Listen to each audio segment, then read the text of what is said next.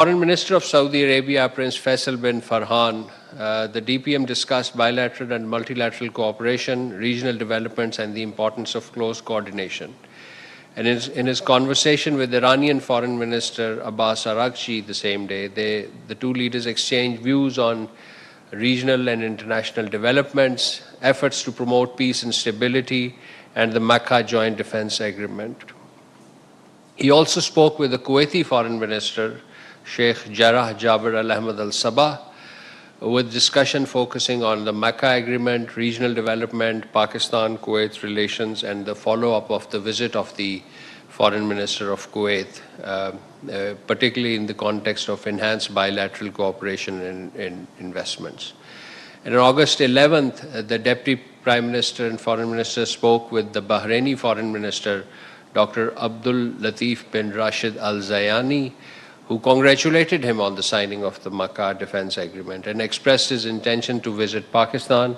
DPM welcomed the proposed visit and reaffirmed Pakistan's commitment to dialogue and diplomacy for regional peace and stability. Ladies and gentlemen, Federal Minister for Interior, Mr. Mohsen Naqvi, is visiting Tehran these days for meeting with senior officials, Irani officials. His visit provides an opportunity to discuss bilateral relations, security-related matters, regional developments, with a particular focus on efforts to promote peace, stability, and constructive engagement amongst the parties in the region and regional developments. Ladies and gentlemen, the Deputy Prime Minister, Foreign Minister, Senator Mohammad Ishaq Dar remained actively engaged in the diplomatic outreach, including important bilateral telephone conversations with his counterparts and other international leaders.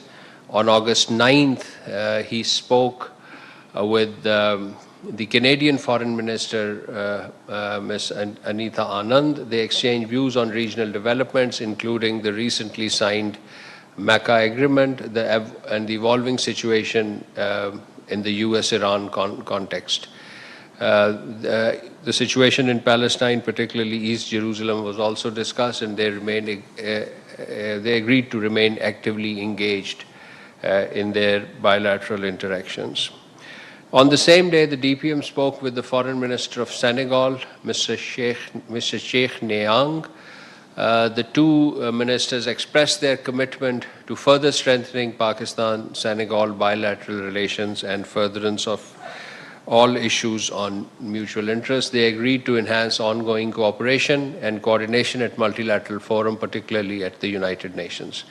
The Deputy Foreign Minister also held a telephone conversation with President Felix Tshisekedi of the Democratic Republic of Congo and former President of Guinea-Bissau, Umaro Sissoco Embalo, on the 10th of August. He briefed them on the contours and significance of the Makkah Agreement and its role in strengthening regional peace and security.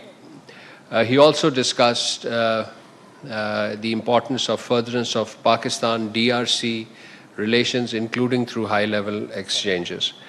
Pakistan and New Zealand, ladies and gentlemen, held two important dialogues. One was the bilateral political consultations led by our Additional Secretary for Asia Pacific, Ambassador Ali Asad Gilani, and the second was the Joint Trade Committee meeting led by Secretary Commerce, Mr. Jawad Paul.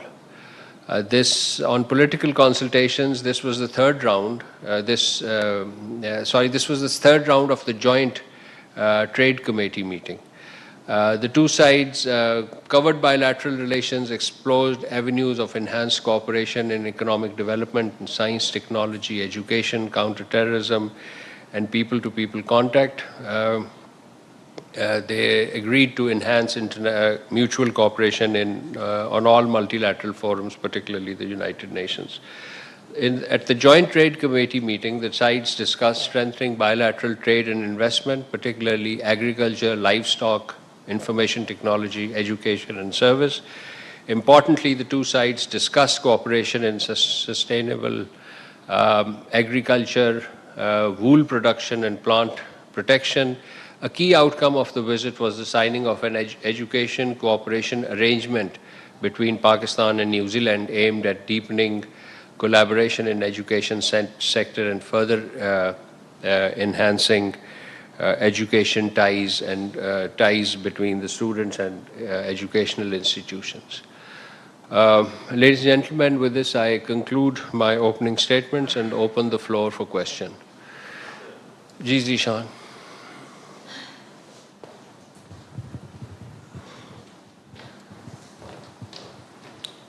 Thank you, Spokesperson Zishan Yusufzai from Dunia News.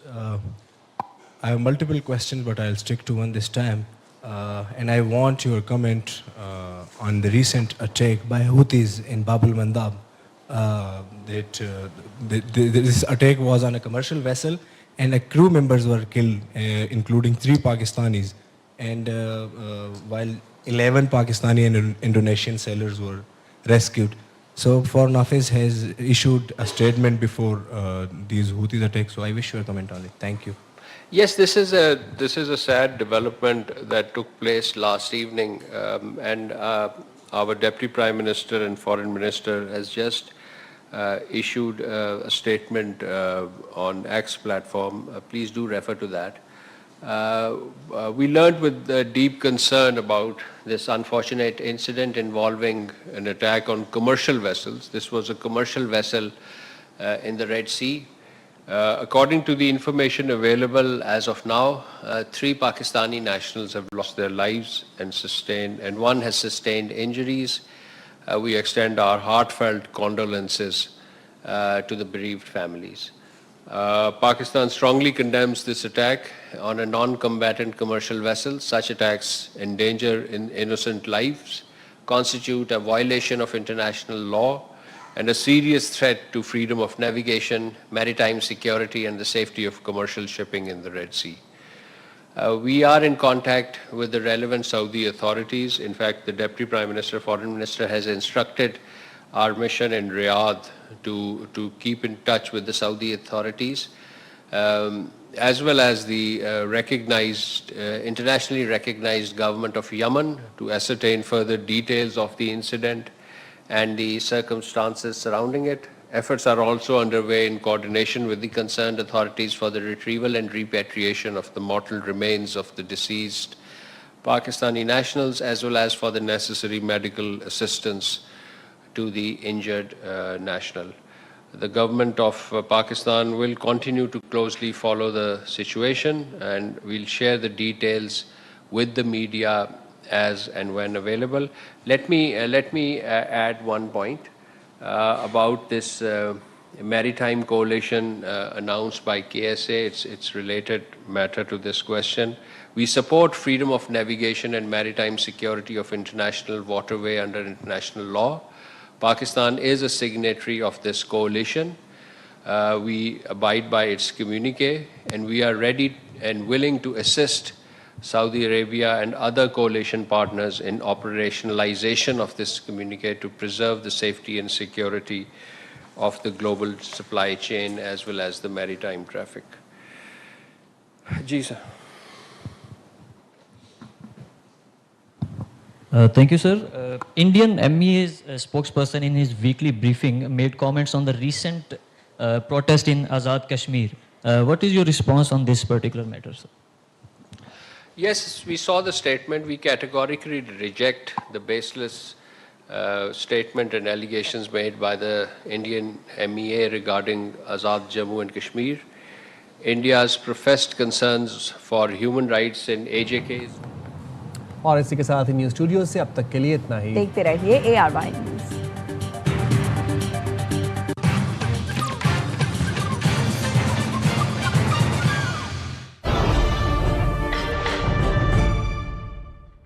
ये वो नुस्खा है जो हमेशा से चलता आया है। बाल बने 5 गुना मजबूत और 3 गुना लंबे। Fresh enjoy onion and rosemary shampoo, वही राज, नया अंदाज।